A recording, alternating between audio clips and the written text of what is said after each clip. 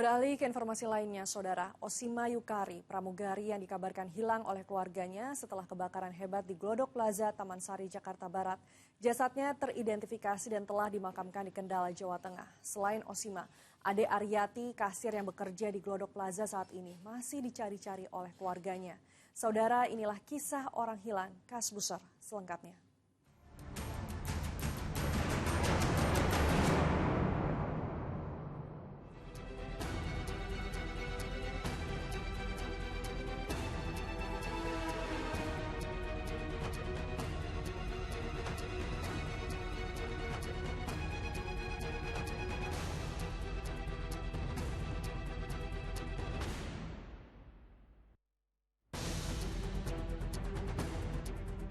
Kebakaran hebat meluluh lantakan 3 lantai, yaitu lantai 7, 8, dan 9 gedung Glodok Plaza, Taman Sari, Jakarta Barat pada 15 Januari lalu.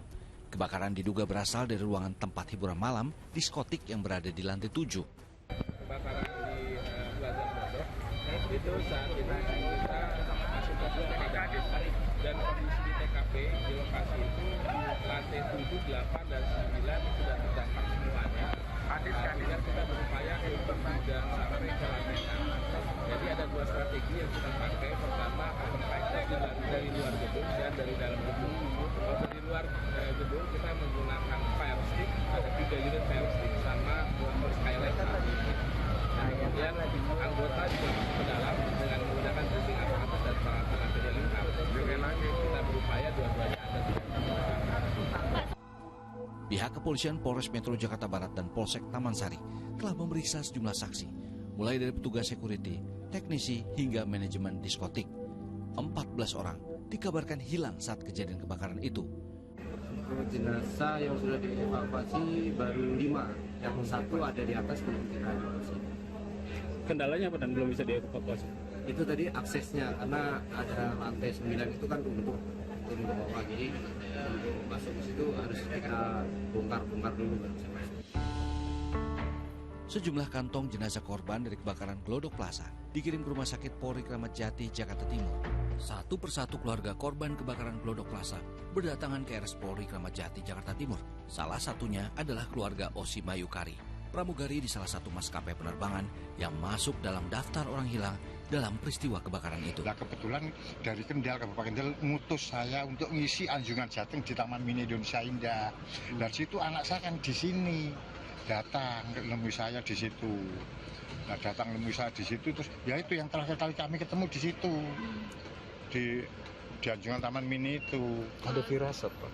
Apa? Ada firasat kejadian ini berkisah dengan... Kebetulan lama saya enggak ngupload ya. Itu kemarin 3 hari yang lalu, hari Minggunya. Hari Minggu saya kok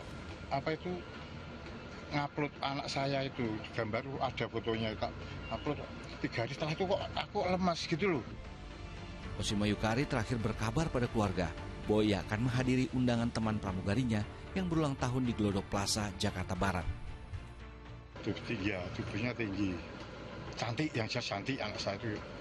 Berapa anakku tak alam, tapi yang jelas cantik, tinggi. Dulu rencana saya itu ini tak titik keperluan, ada teman-teman, tapi anakku senangnya di pramugari dari model dia. Dulu kan model juara Jawa Tengah, juara DIY, jadi arahnya ke pramugari monggo. Kan ibunya baik mendukung lalu mendorong monggo. Saya anggap merestui sebagai orang ayah kan gitu dong. Gitu. Pada hari ke-9 pasca kebakaran, petugas gabungan dari Penanggulangan Kebakaran dan Penyelamatan Gulkarmat, BPBD dan Polri mengevakuasi mobil Osima Yukari dari lantai 7 gedung Glodok Plaza. Keluarga yang melihat mobil korban tak kuasa menahan duka usai petugas mengevakuasinya. Dia menaruh apapun barang di sini, Mbak. Jadi dari KTP, dompet, dan sebagainya biasanya di sini. Karena dia kalau pergi nggak suka pakai kayak dompet, itu nggak pernah. Jadi hanya HP. Terakhir ada jalan-jalan bareng nggak? Iya, waktu lebaran. Terus kemarin rencananya akhir pekan ini mau main, sudah ada ini. 24 Januari 2025, Rumah Sakit Polri Kramat Jati, Jakarta Timur berhasil mengidentifikasi 3 jenazah korban kebakaran Glodok Plaza. Ketiga korban itu adalah Zuki Fitria, 42 tahun, pria, Aulia Belinda, wanita 28 tahun, dan Osima Yukari, wanita 29 tahun. Yang kedua, body part dengan nomor PNJ _glodok_003 cocok dengan data antemortem nomor 2 teridentifikasi sebagai Aulia Belinda Karupak, perempuan 28 tahun, teridentifikasi berdasarkan pemeriksaan DNA dan medis. Yang ketiga, body part dengan nomor PNJ _glodok 004 cocok dengan data antemortem nomor 11 teridentifikasi sebagai Osima Yukari, perempuan 29 tahun, teridentifikasi berdasarkan pemeriksaan DNA. Jenazah pramugari Osima Yukari telah teridentifikasi dan diserahkan ke pihak keluarga di Rumah Sakit Polri Kramat Jati, Jakarta Timur, 26 Januari 2025. Ima Susanti, ibunda Osima Yukari dan kerabat, larut dalam kesedihan memeluk peti jenazah Osima Yukari. Kini jenazah Osima Yukari telah dimakamkan oleh keluarga di Kendal, Jawa Tengah. Selain Osima Yukari yang dicari keluarganya, Ade Aryati yang bekerja sebagai kasir di area Glodok Plaza itu tak ada kabarnya setelah kebakaran terjadi.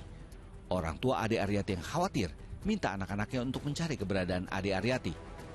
Keluarga pun mendatangi Rumah Sakit Polri Kramat Jati, Jakarta Timur. Kita kan sempat namanya posisi adik itu kan kerja lagi posisi kerja. Makanya kan kita posisi langsung dari TKP gitu. Makanya kita dapat kabar dari orang tua juga kan dia lagi posisi dalam keadaan kerja. Enggak saat kita mungkin dia libur kan kita nggak mungkin kerja di mana Pak? Boleh di Tiara. Tiara aja itu ya. Dia usianya berapa? Dia kurang lebih 29. Sebagai apa Pak kalau boleh tahu? Jauh hari, suami Ade Aryati mengaku saat sebelum peristiwa kebakaran, istrinya sempat memberikan nasihat kepadanya untuk selalu hati-hati saat bekerja. Jujur, kebetulan saya juga di hari itu kan saya ada kerjaan juga lagi banyak. Saya tuh udah dari maghrib tuh saya WA nama dia tuh masih komunikasi masih lancar saja. Sampai jam 9 pun dia masih nasihatin saya untuk ayah kerjanya hati-hati, jangan lupa makan.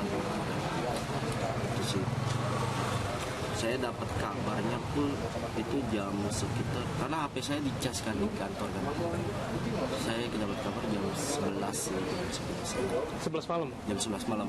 Pada hari Rabu itu? Iya, saya langsung kalap, langsung kabur dari tempat saya kerja, langsung menuju lokasi. Saya berusaha untuk masuk, ditahan sama petugas.